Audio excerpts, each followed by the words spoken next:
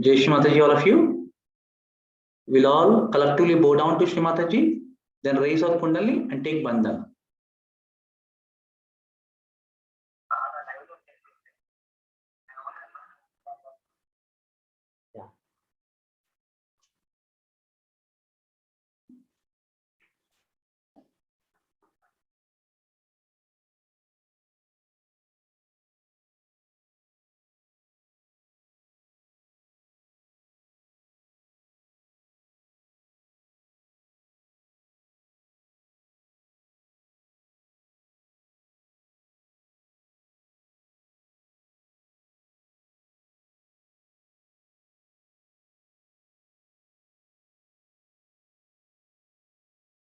Jai Shri Mataji, all of you, welcome to this Dhyan, Dharana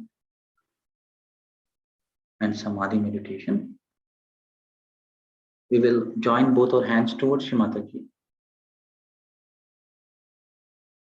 and we will say, Shri Mataji, you are the doer, you are the enjoyer. We do nothing.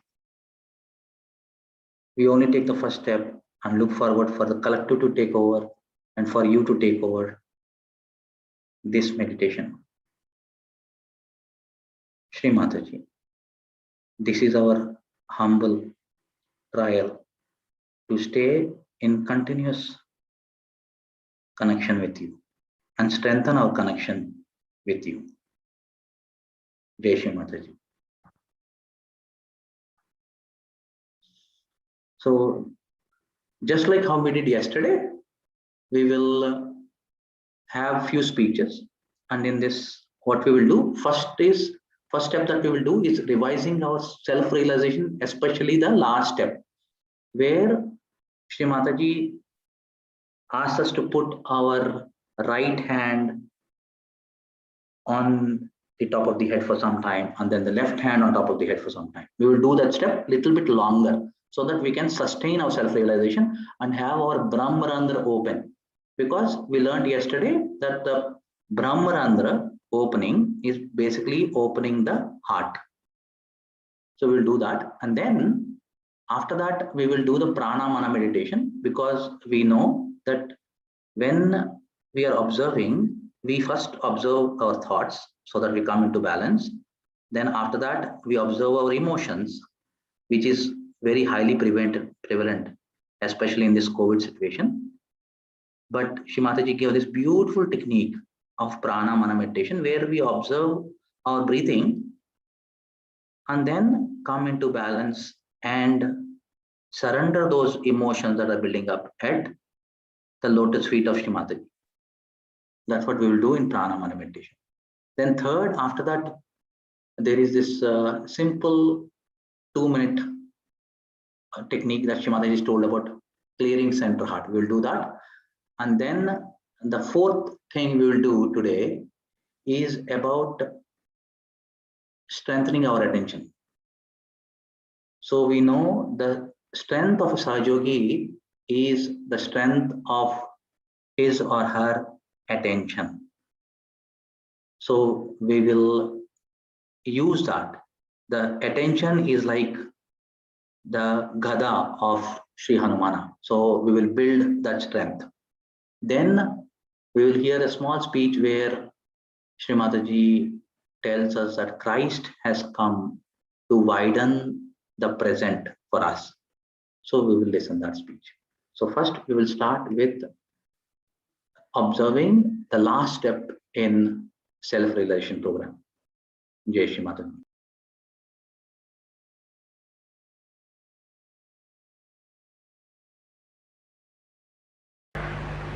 अब अपना right hand हमारी ओर इस तरह से रखें सामने की तरफ, और लेफ्ट हैंड सर के ऊपर कोई 4 इंच 5 इंच ऊपर देखिए कि कोई ठंडी हवा आ रही है या नहीं। किसी किसी का गर्म आएगी, जो आज पहले मर्तबा है विशेष करके, कोई हर्ज नहीं।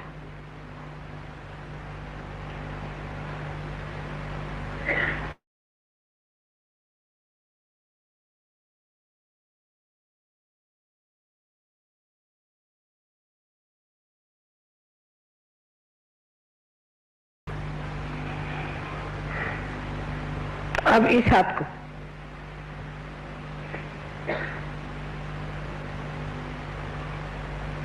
महावीर चक्र की पकड़े लोगों को, इसका मतलब थोड़ी थोड़ी शिकायत है आपको लिवर की।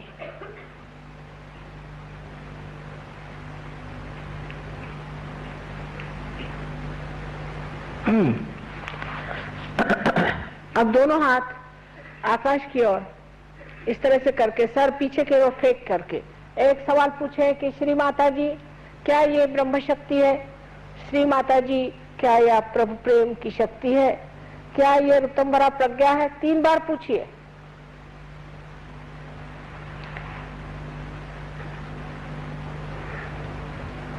अब आप हाथ नीचे लीजिए।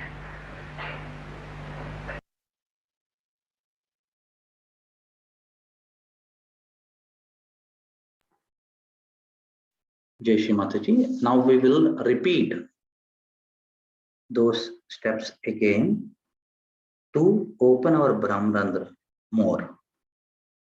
So we'll put our left hand at the level of the heart towards Shri Mataji.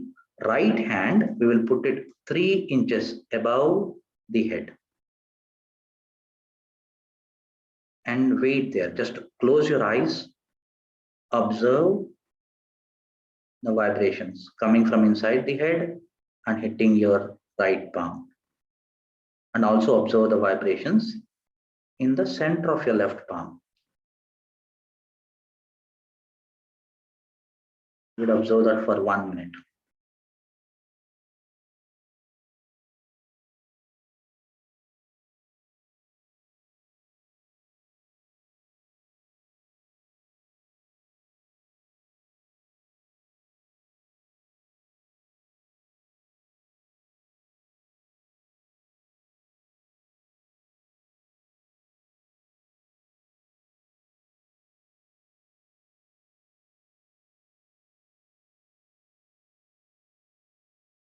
We'll observe the vibrations in the center of our left palm, the vibrations coming out from inside the head, and if multiple Kundalini threads are coming, and if the Brahmarandra is opening. Now we'll bring our right hand down at the level of the heart. Left hand, we will put it 3 inches above the head. And again, observe if vibrations are coming from inside the head, if more Kundalini strands are coming, and if the Brahmarandra is opening. And also observe the vibrations in the right palm.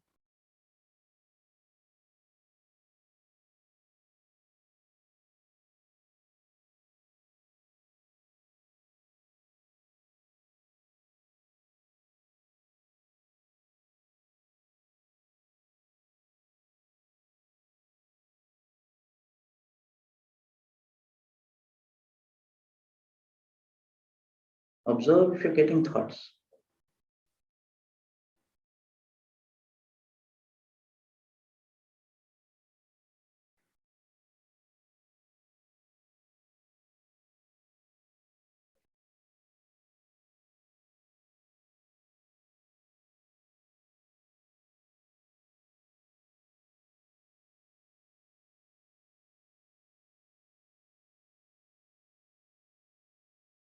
Now we'll bring back our left hand at the level of the heart. We'll take our right hand, put it inches above the top of the head.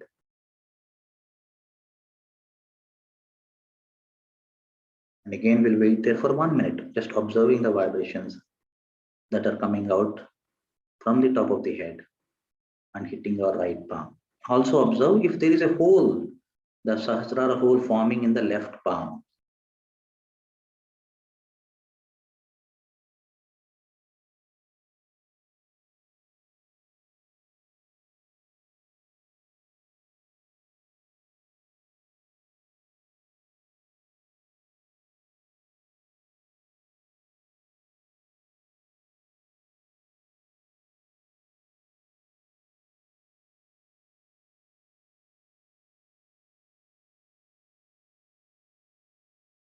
Now we'll bring our right hand down at the level of the heart one last time with our left palm on top of the head, 3 inches above the head, and we'll observe if vibrations are coming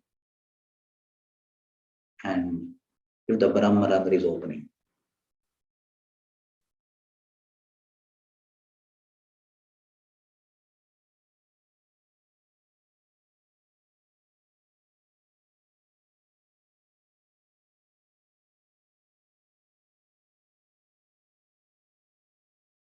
Now we'll bring back both our palms at the level of the heart. We'll close our eyes and observe where we had our hand earlier, if the vibrations are coming there, and if the Brahmarandra is staying open. And from there on the top, observe if the two palms have the Sahaja open, meaning the hole in the center of the palm, or cool vibrations in the center of the palm. Just observe them.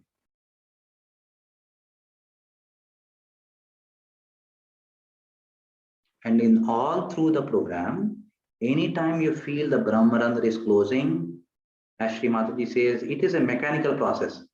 You have to do it. So put your right hand occasionally and check out. And again, put your left hand occasionally for some time and check it out. Ensure that the Brahmarandra stays open. Initially, it is a mechanical process, but after that, it becomes spontaneous. It stays open. Every time we are in front of Shri Mataji, the Kundalini automatically raises.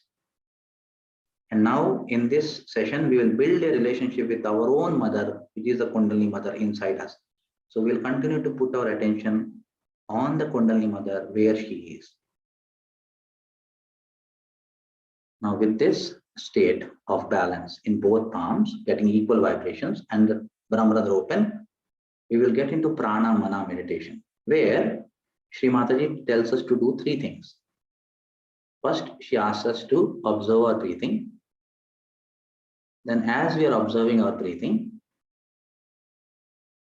she asks us to voluntarily slow down the breathing. And then she says that we'll automatically reach a state wherein we actually stop the breathing.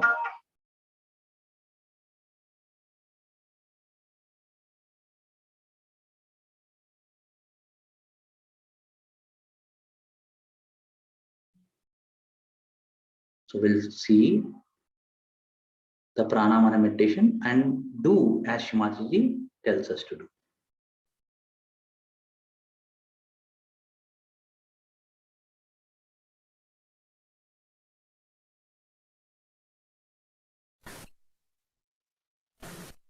Because emotions are nothing but wishes. These are unfulfilled wishes. Now, how they do it otherwise is also this way, that you take up these emotions and put them. So that is, these emotions are actually the left side, as I said, is the desire. So the desire is taken, any desire, and is put in the prana. Now how do you put it on the prana? That you control your prana. That's why they do pranayama. See, like you sit down now very comfortably. Now you have a desire to put your attention to that. Attention is very important. See, now this attention is to be put onto the prana. So the emotions are there, and then bring those emotions and put them into your attention. Means they are now, you are aware of them. Now what you do is to watch your breathing. See now, try to reduce your breathing. Reduce it. In the sense that you have breathed out, wait for a while, then breathe in.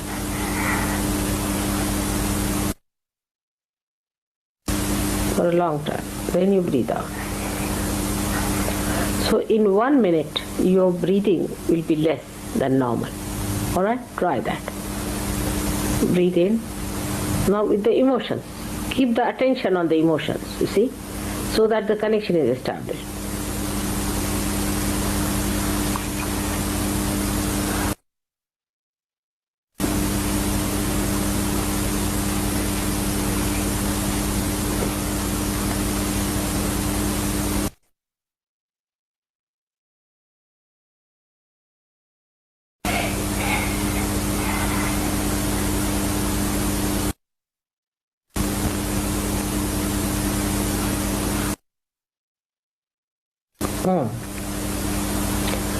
Better? See the Kundalini rises?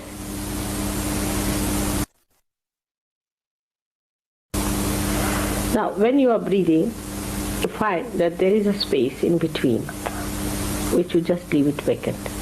Breathe in. Now leave it vacant. Now breathe out.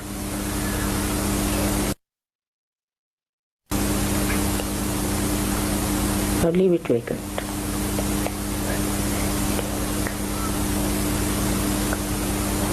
Breathe in. Keep it there. Then leave it. Keep outside. Now breathe in.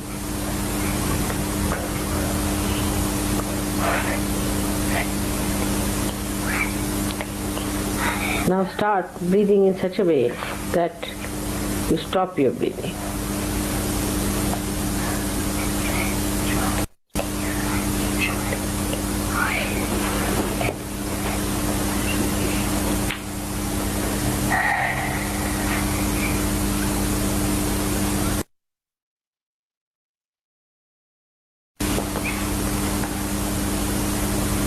Attention should be on the heart or could be on the emotions.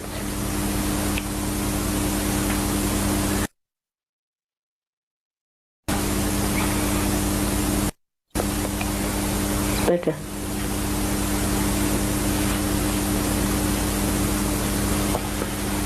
Keep the breathing inside for a while. Bring it out, then outside for a while. Then again, then you'll find that for a while you will not breathe.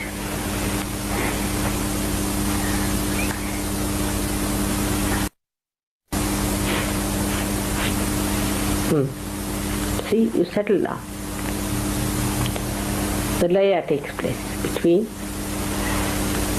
your prana and your mana. Both the Shaktis become one. Now, at this stage when you are silent, now you think of your intellect.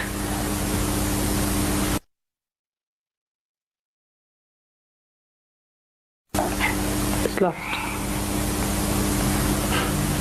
Just think of it, it's lost, it's no more there.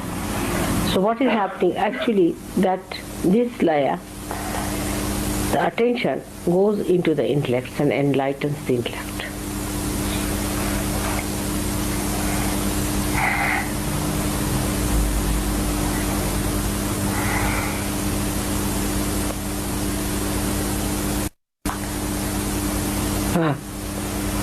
See, the thought is not there. Try to find your intellect within yourself. Now see, where is my intellect? Try to find it.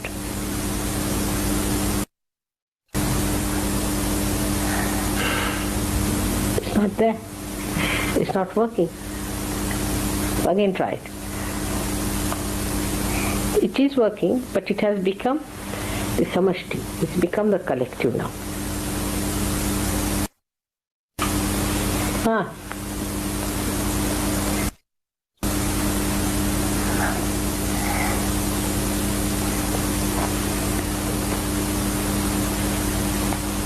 See now?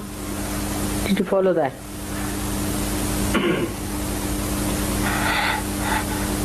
There's no thought. This exercise will give you this thoughtless awareness, establishment of thoughtless awareness. There is no thought.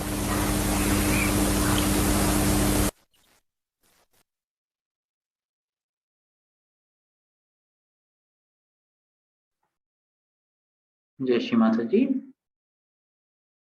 So we will again continue to observe our Brahmarandra from inside, if it is open. And we will also observe our emotions, or we will observe our heart.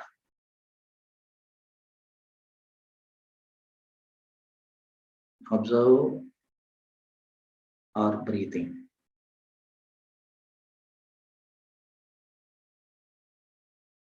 And as you're observing, observe if the Sushmna is forming. What Shri Mataji says is, first in Sahaja Yoga, she makes the top which is the Sahasrara, and then she builds the bottom, which is the Sushmna and the chakras. And already the chakras are there on the Idam Pingala as well. But here, today, our focus is only on Sushumna, ensuring the Brahmarandra stays open. The heart, we are able to observe as we are breathing. And as we are doing our breathing, the Sushumna is forming. But mind you, there is no technique. Shri Mataji says you all have become technocrats. So we start with the heart and we end with the heart. So that's what she said. If you want a technique, the technique is start with the heart and end with the heart. So the technique here is just observing our heart, which is at the Brahmarandra and which is in the center on the Sushumna. Now with this, we will move to the next exercise where Shri Mataji gives us a technique to strengthen our center heart. So in which she asks us to put our left hand on the center heart. So we'll follow the directions.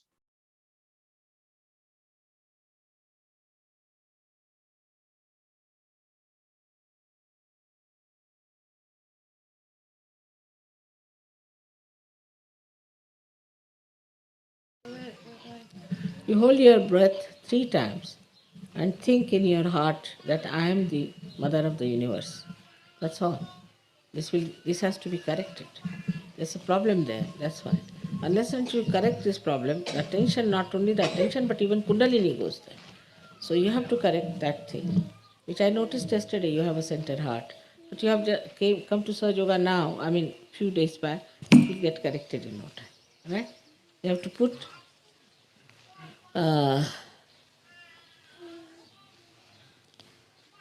your right hand towards the photograph, left hand here,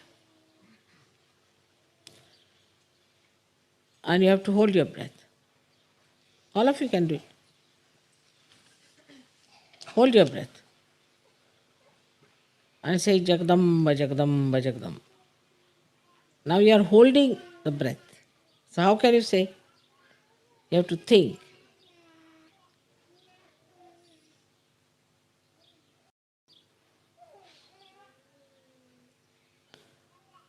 Now leave it. Again hold it once more. Put your left hand, right hand towards me. Good. Now leave it. Again hold it.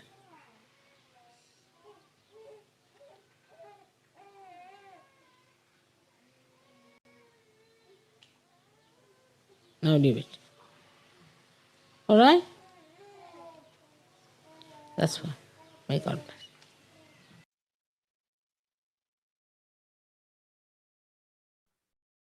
Jai Shri Mataji.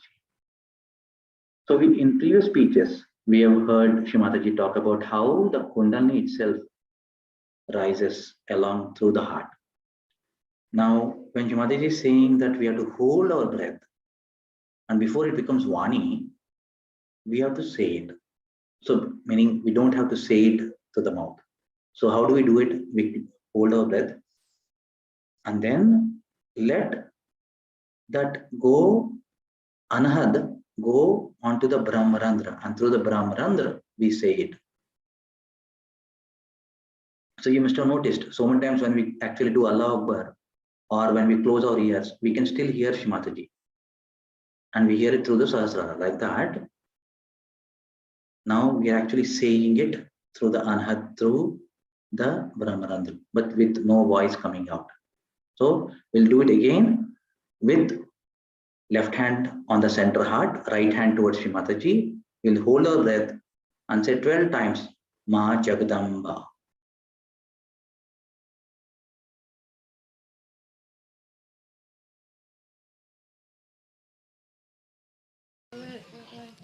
You hold your breath 3 times and think in your heart that I am the mother of the universe. That's all. This has to be corrected. There's a problem there, that's why. Unless until you correct this problem, the attention, not only the attention, but even Kundalini goes there. So you have to correct that thing, which I noticed yesterday. You have a center heart, but you have come to Sahaja Yoga now. I mean, few days back, it will get corrected in no time. Right? You have to put uh, your right hand towards the photograph, left hand here, and you have to hold your breath. All of you can do it. Hold your breath and say Jagdamba, Jagdamba, Jagdamba. Now you are holding the breath. So how can you say? You have to think.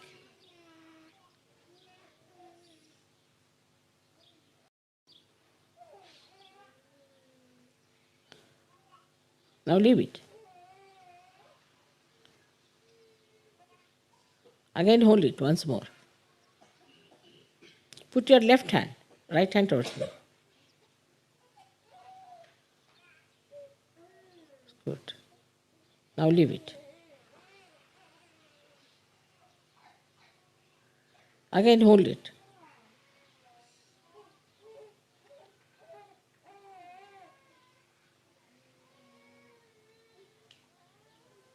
Now leave it.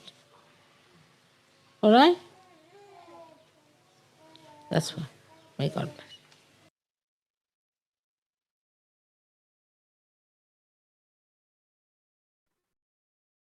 Yes, Shri Mataji. Now we'll bring both our hands at the level of the heart towards Shri Mataji. We'll close our eyes. And just like how we have observed just now, how the bliss, the cool nectar settles and oozes out on top of the head as we are doing this exercise that Shri Mataji told us. Now we will ask Mother Kundalini, please come up and water the garden of my Sahasrara. Just like how we observed the Brahmarandra as we were doing the exercise, we will ask Shri Mataji, O Mother Kundalini, please come up and water the garden of my Sahasrara. It is like the song Jago Kundalini Ma. So we are asking Mother Kundalini, please come up and water the garden of my Sahasrara.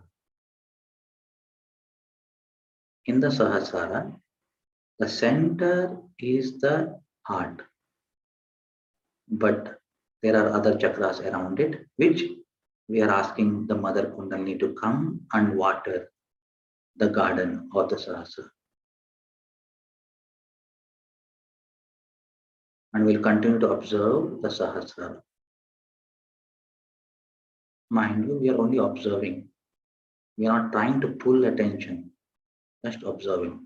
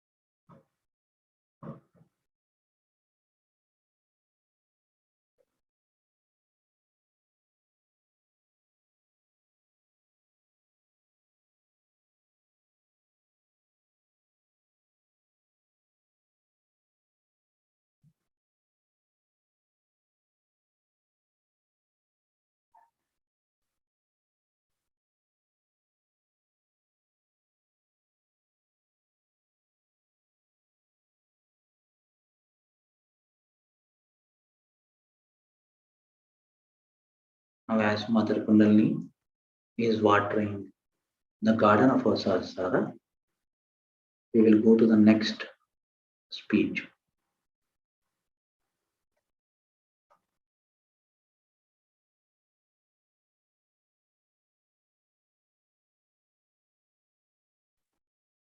In this speech, This speech is Mahasaraswati Puja. So what we'll do, now that we actually have the Brahmarandra open, the Sushmna being formed or forming, now we'll use our hands. So we'll put our left hand on the right Swadhisthana. So all through the speech, we will put our left hand on the right Swadhisthana. Press it nicely. Right Swadhisthana is just above the belt area. The attention, basically the liver is the seat of attention, but importantly right Swadhisthana. So it is like the gada. It is the strength of a Sahaja is their attention.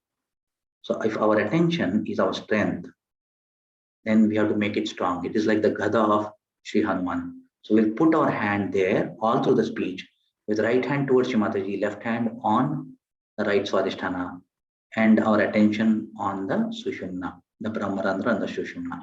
And we will listen this speech.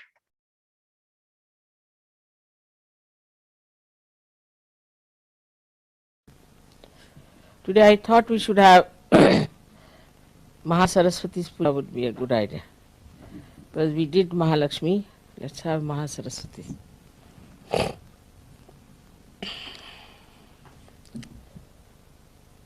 So, Mahasaraswati principle is on the right side, as you all know. First is the Brahmadeva's principle, which is the Saraswati principle. And then this Mahasaraswati takes you to the principle of Mahabrahmadeva, called as Hiranyagarbha. Now this Hiranyagarbha principle is very important for Sahajogis. First of all, those who think too much, or those who create too much without realization, those who express themselves in poetry or in literature or in music, you can say, in paintings, in all kinds of arts. If they are not realized souls, then they go to the left, to the extreme, or to the right. So for example, if there is an artist, if he goes to the right, gradually his paintings will become extremely violent expressions, would be very much showing something very violent. And also, rather I would say, he would be a man who would be inflexible. He'll have his own style, he can't move into another style, he will use the same style and he will not get into any other style. Kind of a austere nature he develops in his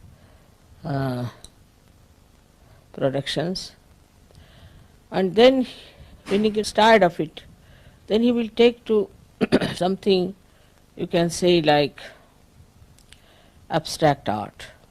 But without realization, the abstract art can be something very absurd and funny. I have seen the extremes of it. That I have seen people who put big canvases on the ground and poured lots of oil paints, one after another, and roll over it. It's supposed to be a painting. They say this is spontaneous because they fell on it or they rolled on that, so it's spontaneous painting that's come out. Now this spontaneous painting should come from a spontaneous personality, not by rolling on thing or something. About all sorts of things they do, but there's no end to it, to which nonsensical things they take. and they think they have achieved a lot and they have done a lot, and also they sell it to people who have too much of right side. They like it. So they put in lot of effort to create this kind of a painting. Also the today's pop music also, which is very aggressive, is from the same outcome, because you cannot ascend, so you move to your right. And this pop music then starts now, it's becoming so horribly noisy, I don't know what to call it, absolutely it can deafen your ears if you listen to it. And the whole thing is, the whole gestures and all that are so ugly and so aggressive, as if they are going to eat the mic. Sometimes I feel the way go on with the mic and things like that. And see, then these people also impress such people who are very right-sided, and so they become popular. But the popularity is not the sign of real success. It will come and go away. All such artists and painters come and go away. They have no standing. They they are there for a short time. And then the history talks about them, those who have been in the center, never about the people who went to the extremes. God knows how many must have come and gone. And those who are today also painting or singing in that way, tomorrow they will not be known. One after another, you see, the craze comes in, one comes, then goes away, another. So they are crazy people, and they create a craze, and the crazy like them enjoy the craze. So it amounts to something that is just wasteful, creates no impression in the history. So this is the right-sided nonsense that comes out of the right-side movement of the sympathetic, going too far with your creativity and also your writing. Like there were many writers in English language, you know, from Shakespeare you can start, who showed the futility of human endeavor, like we call it Avadhuta, the one who has reached a very great degree of development in his spiritual life. He can see the futility of human endeavor, and then he brings them to the point that they have to rise above these stupid inhuman endeavors and take to some sort of an endeavor which will bring them something higher and also will create something of an eternal value.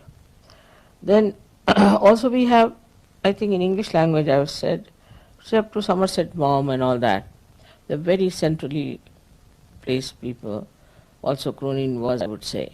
But then this Hemingway came and he started moving towards the right. Now I don't know, I don't read now modern novels because it's all full of filth. So it moves to the right. So one is which moves to the right and talks about all kinds of violence, this, that. That also is absolutely not palatable to human consumption, I tell you. But still they write and people like it. People want to read about Hitler, they want to read how people were killed, of war stories, this, that. They want to see pictures which has full of violence or killing, this and that, so that their own desire to be violent is satisfied in seeing those things in films and in otherwise also reading such books of that kind. On the left-hand side, when they move, you see these artists, then same about musicians, as I said, that the musicians become sort of absolutely suffering from Greek tragedy all the time.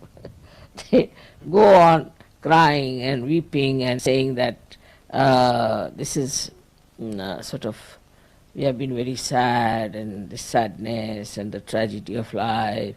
I mean, they go on crying and make you cry also. So there's no hope for them, and they just go on doing such stupid things. Then we have, you see, many artists also of the same kind, especially French writers as well as French poets also, and French painters, if you see. They're very left-sided because they drink a lot. If you go in any France village after 7 o'clock, you can't find even one person on the road. And even if you want to find out the road and you knock at the door and request them that would like to know some road and all that, they're all drunk already at 7 o'clock.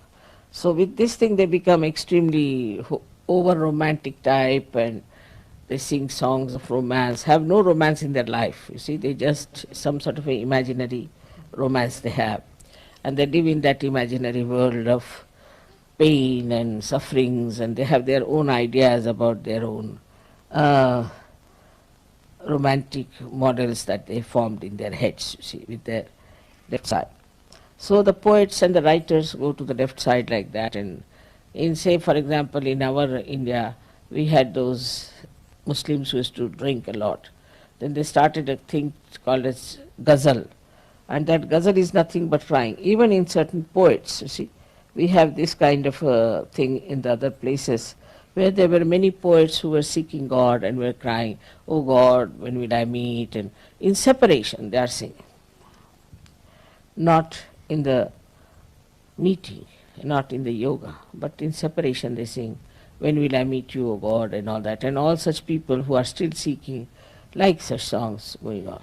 Up to this much is all right, but then you get lots of grotesque type of writers also who write such horrible things that you feel you are in hell. The way they describe things are horrible, and in Sanskrit it's called a bibhatsa. They create a bibhatsaras, and it's the description of very filthy things which were never before, even in English language, never I saw that, but now some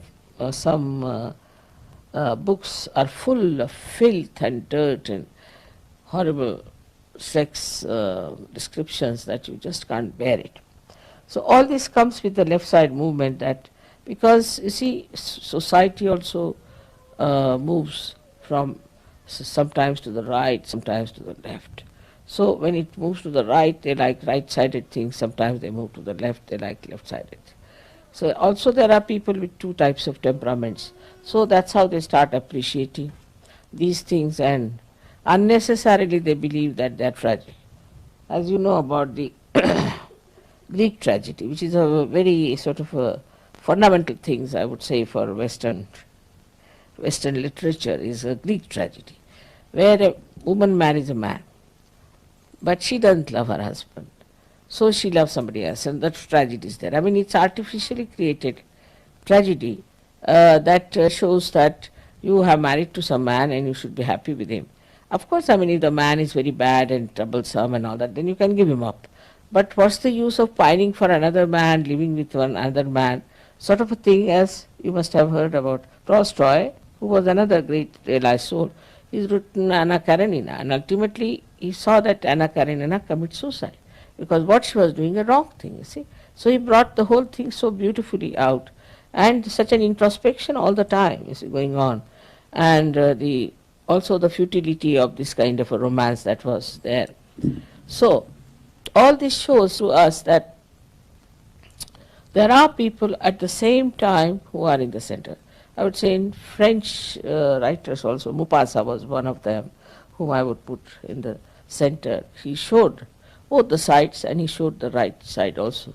So we have had Goethe, we had many sort of people in Europe and England, also in English language, because I am talking about English language. But also same in Sanskrit, in Hindi, in every language, we have the same type of people, but more in Sanskrit, we don't have many people with this right or left side. The reason is, for the literature, there are some rules and regulations. It's not the Western idea in India that we should be abandoned people. That's not accepted. So even in literature, there is a kind of restriction. What is a literature? Sahitya is called as Sahita, means which will be benevolent. Sahita means which will be benevolent. If it is not benevolent, then it is not Sahitya, it's not literature. Then it is trash. So that restriction, you see, which is there, which is given to us by great saints and seers, is still accepted. Of course, some people deviate a little bit they deviate. But once they deviate, it goes out of the society. People just don't read it. Say, for example, some people must have written this Kama Sutra or something long time back. But we never knew about it, we never read about it till the Germans came and made such an ado out of it. We never knew that there are such books. Even now, I don't know who wrote it, or I've never read such a book, I've never seen it with my own eyes. But we have heard about it, that people wrote such things. But actually, if you ask an ordinary human being in India who is maybe a scholar also, he will say, what's that? I've never heard about. But the Germans or the Japanese very particular on these things. They want to find out all such things. So these creations of ugliness, I should say, or of vulgarity, all these are a compensation for people who are very right-sided also. Because a right-sided man will always take to drink. Because, you see, he wants to compensate. So the right-sided man also will like such horrible things just to quench his thirst for power, you see. He is so mad, and then he would like to little bit neutralize that movement in such a way that his right-sided behavior is little bit compensated by the left side. So the people who are right-sided take to drinks very much. You will see people will work very hard, and 2 nights, Saturday and Sunday night, they'll just drunk. Then Monday they'll come out with a hangover. See, it's very interesting to note how human beings are. For 5 days they will slog, and then 2 days they'll just go into a kind of a hibernation, as they say, and absolutely lost to the whole world. Whether they are doctors or professionals, they don't care. So whatever they earn in 5 days, they'll spend it in these 2 days in drinking and finish it off. So that's how the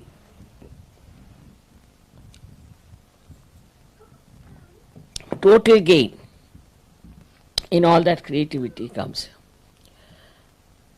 Now, when these extreme things start showing results, and then the artist gets just fed up with this kind of thing going on all around, he sees and all that, then within him rises a subtler attitude towards creativity, towards art, towards books and all that. And then he starts in that reading about the true knowledge, pure knowledge. He wants to see paintings, or he wants to listen to music which sings of divine or divinity. Whole that madness makes him really think that now we should start doing something better. And then the Mahasaraswati principle starts working out.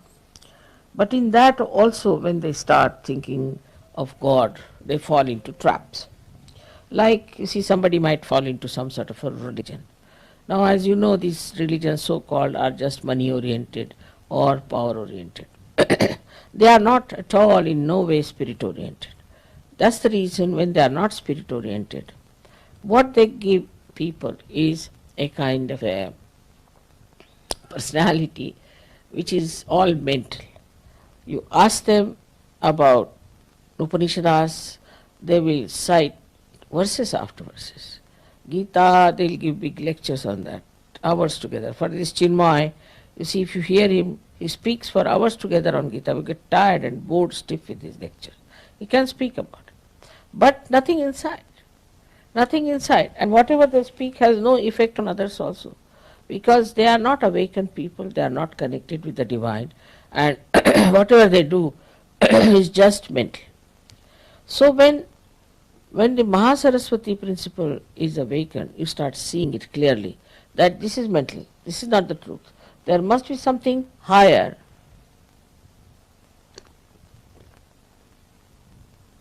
They read about all the spiritual works in their own religion in which they are born. Then they start moving out and reading about some other religions also. Then they think that every religion says the same thing. Then it comes to the Agya point. When it comes to the Agya point only, there then suddenly they realize that there is something wrong, that people are mentally only accepting this religion, and there must be something beyond this.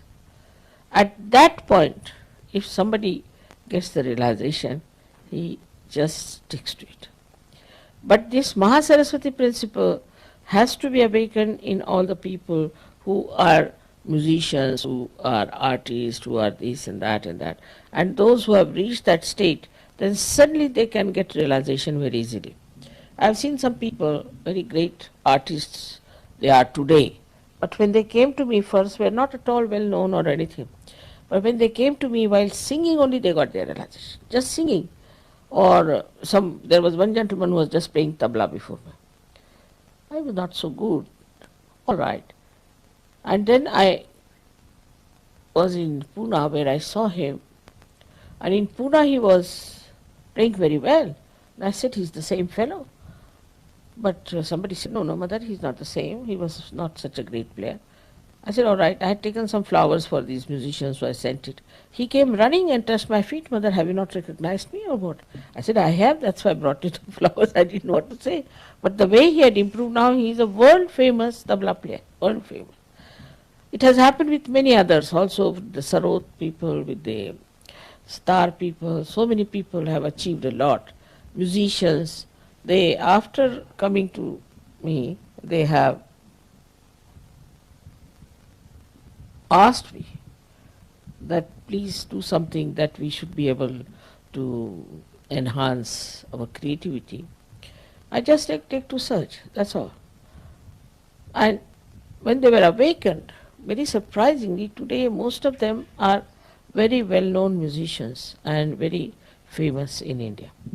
Of course, the Western musicians, I don't know where to lay my hands because I don't know till the way they are screaming these days. I think their throats will be out, maybe something, then they might come to me. But on the whole, my own idea is this.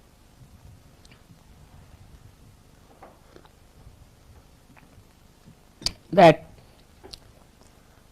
those who have reached Mahasaraswati level through reading or through creativity,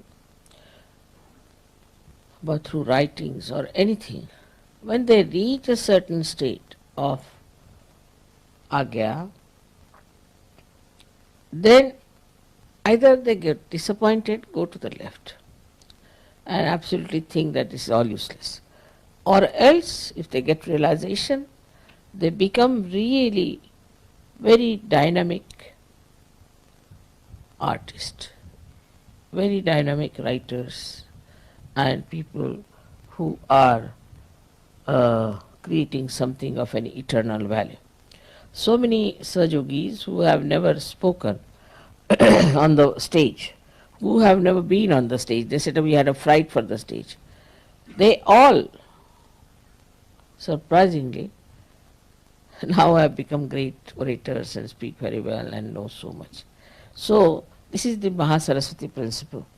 Now, this makes you a person much subtler, and you start becoming aware that the gross understanding we had about our art or our creativity has to be subtler. We have to be subtler people.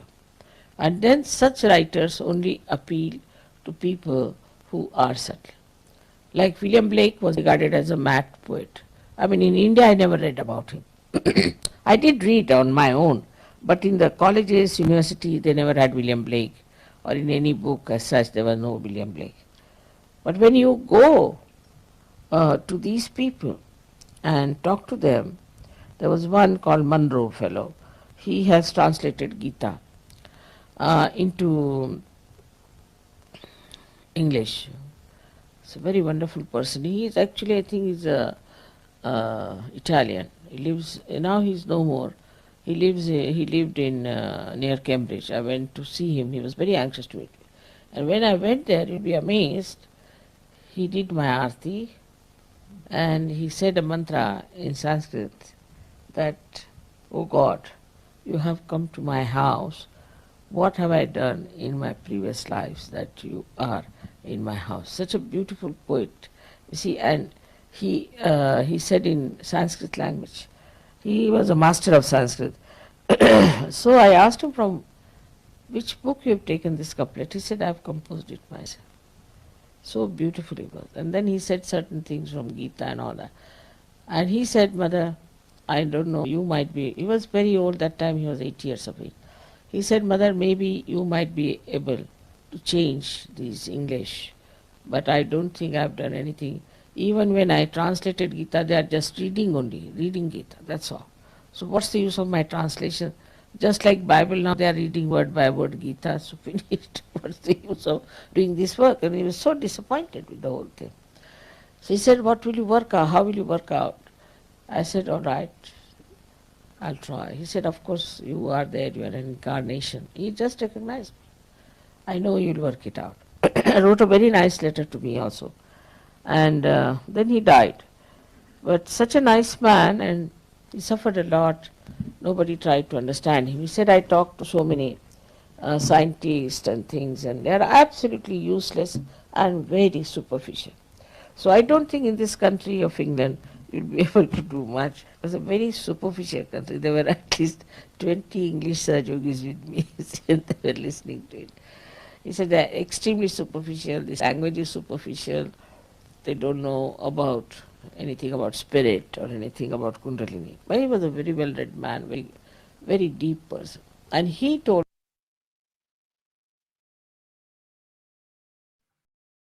Yes, Shri Mataji. Now we'll open both our hands and put it nicely on our lap. And here, as Shri Mataji said, we'll work on the Agnya chakra. Here, Shri Mataji is telling about Christ coming on this earth to expand our present. So our present is in the Sushmna. So as Shri Mataji is speaking, we'll observe her Agnya chakra and we'll observe her. Yeah? We'll observe our Sushmna and we'll observe her. Okay, Shri Mataji.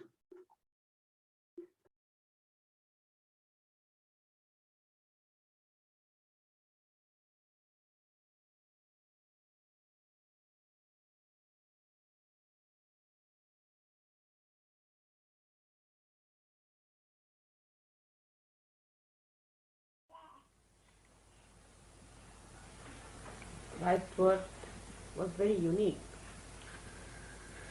The whole thing was a very unique thing. It was planned in such a manner that he was to be born in a place. It was very humble, because he came to teach us humility. The word teaching in the English language means telling about it, talking about it. But when I say teach, I mean create, to activate within us humility. Actually, he came on this earth, first of all, to create a space within us, at the Agnya chakra, by removing the hurdles of the ego.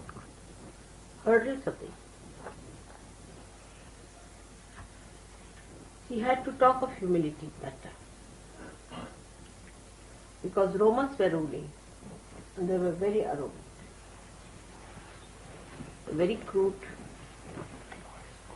uncouth, underdeveloped, we should say, not at all evolved.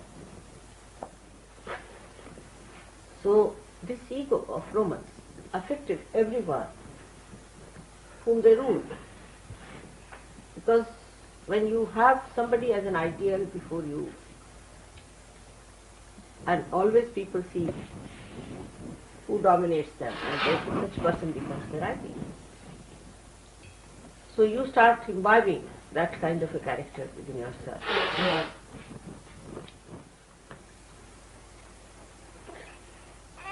In those circumstances, Christ was born. But he was not only born just for Romans or for anyone, but he was born for the whole world. Because ego had started growing in human beings at that time and had developed quite a lot as far as the Romans were concerned. And that demarcated the way human beings were going on. So they had to be controlled first of all. And Christ had to come at a time where a balance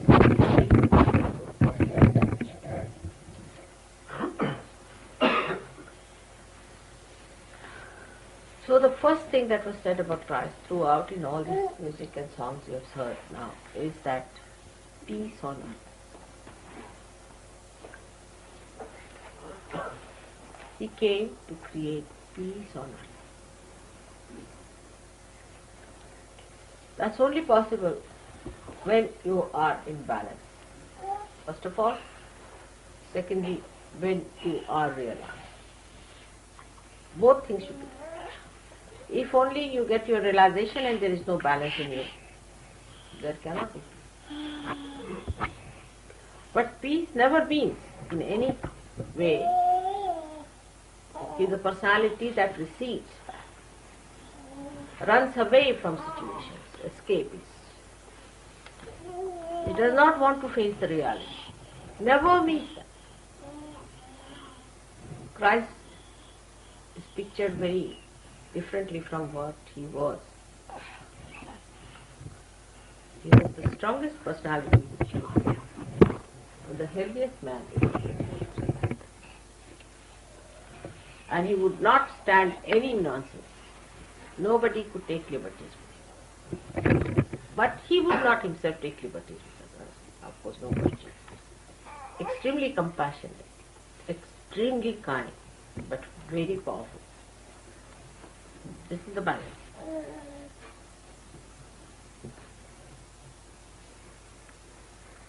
So he came on this earth to create peace within us. On this earth there is no peace. Why? What's wrong?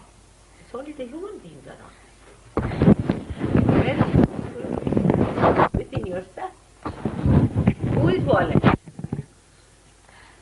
Human beings are violent to each other. Ego developed subtler ways and subtler ways. Then provocative ways started coming up also from the super ego. Sly methods from the super ego. The conflict started. And at that time, to overcome that conflict, the best thing was to create a space in Agya, in the center, in thoughtless awareness. That's how Christ had to come on this earth. The birth is very, very symbolic. Because he is nothing but Chaitanya, he is nothing but the word as you call it, Logos. I don't know what all words you have got in language. The Shabda as they call it, the Omkara. He was to be born in this way. Because he had no body.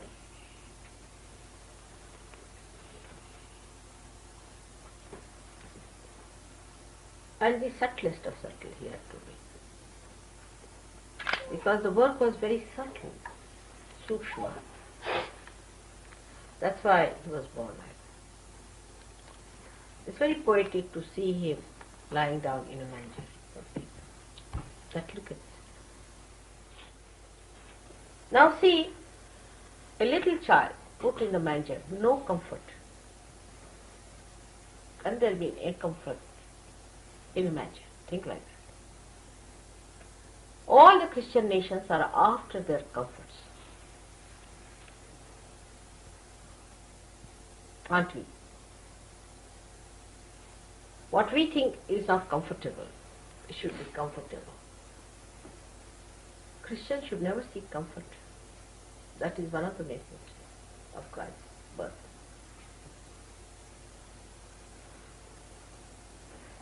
If they seek comfort, then they are away from Christ, because he was born in a man. No comfort was provided for him.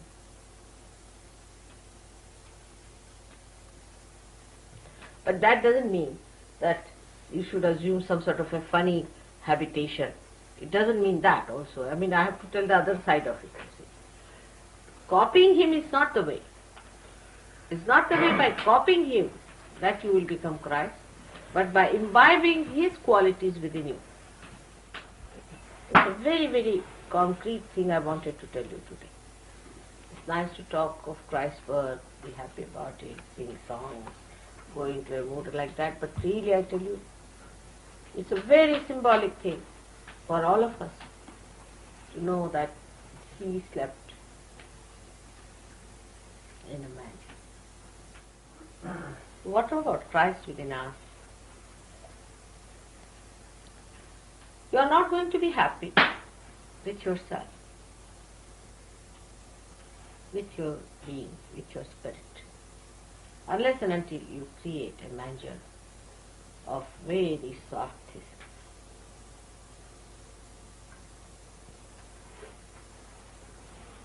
You yourself, you are not going to enjoy it.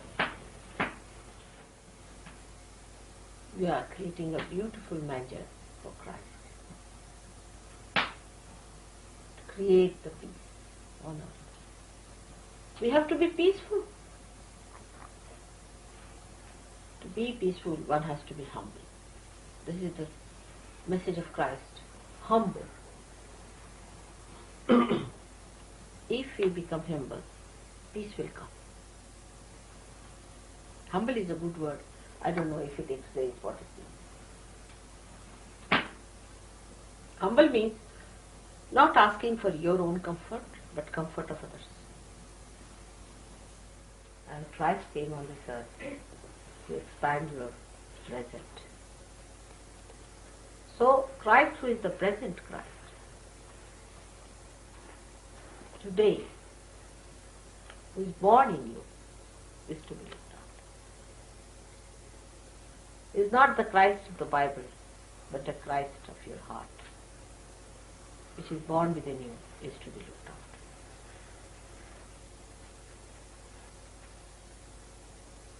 Bible is so symbolic that it will take years and years for people to understand it. It's too symbolic for you. But at least you can understand it. But other human beings cannot understand. So one has to only understand through your own spirit. That is the Christ born within you. It must be looked after. May God bless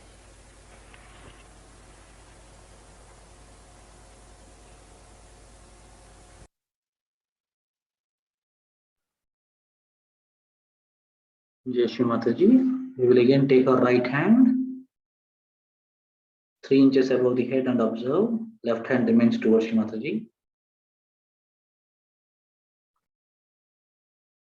We'll observe for 30 seconds. Now we'll bring back our right hand at the level of the heart. We'll put our left hand on top of the head.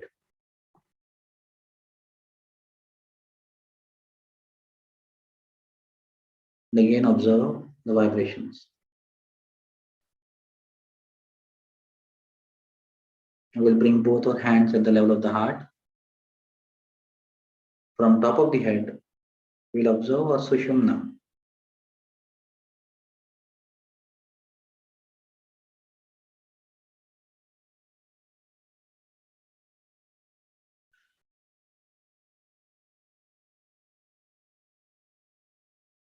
We'll observe our heart, center heart. We'll observe the void. And if the Sushmna is forming.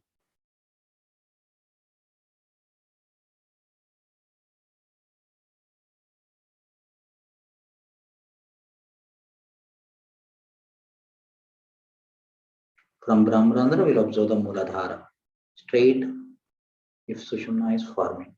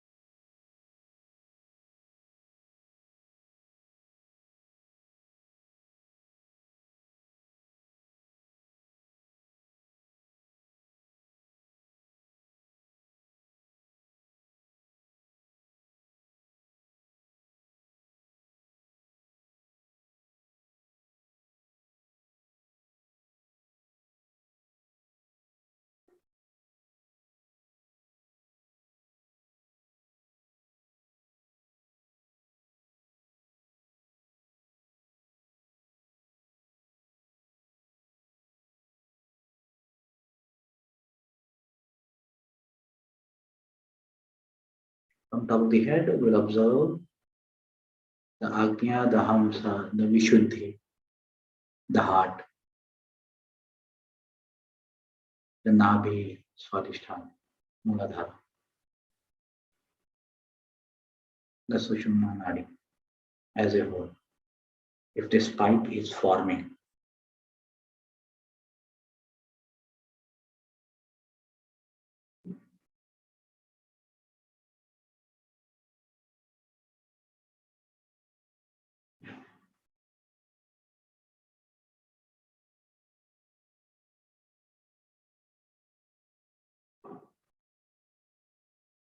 again we'll take our right hand, put it 3 inches above the head, and again observe if the flow is continuous.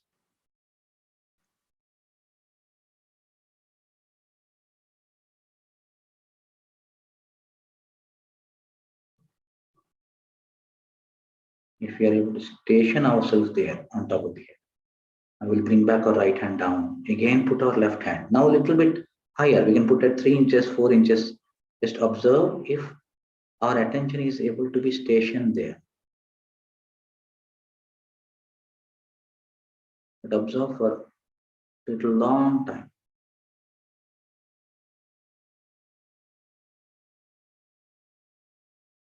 And then we'll bring back our right hand down. And again, the more we are able to observe inside in our Sushumna, the wider the Sushumna becomes, as we have heard in the speech on axis. So this axis, the more we observe our axis, the Sushumna, the wider it becomes. The wider it becomes, the more comfortable we get staying inside.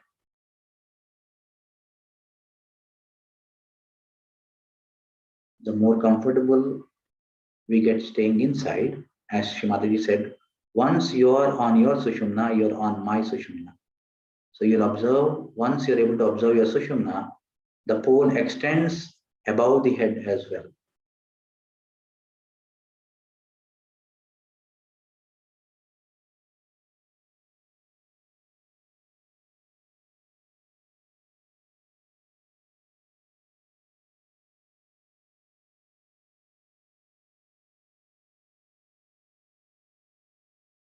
The more we are on our Sushumna, the stronger our connection with Shri Mataji.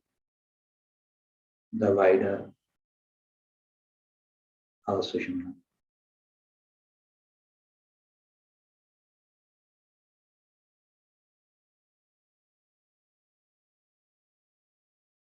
We'll join both our hands. We'll thank Shri Mataji. Shri Mataji, thank you very much, Shri Mataji, for the knowledge and for the yukti of staying connected with you through your speeches.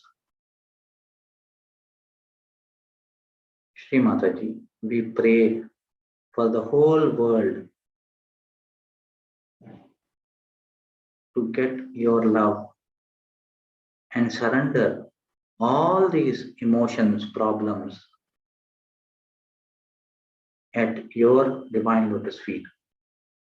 Mother, we pray that you use us as a conduit of spreading your divine love, and you act through us as we are spreading this knowledge, giving this love to the whole world.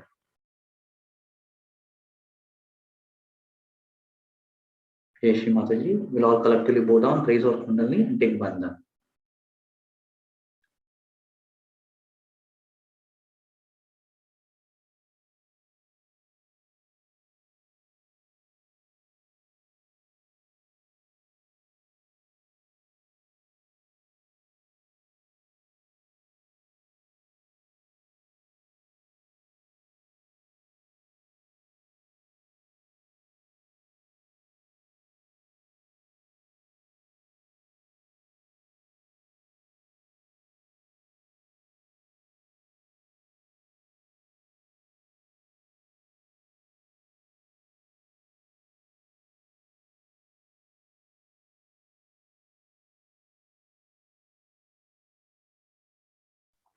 Jai Shri Mataji, all of you.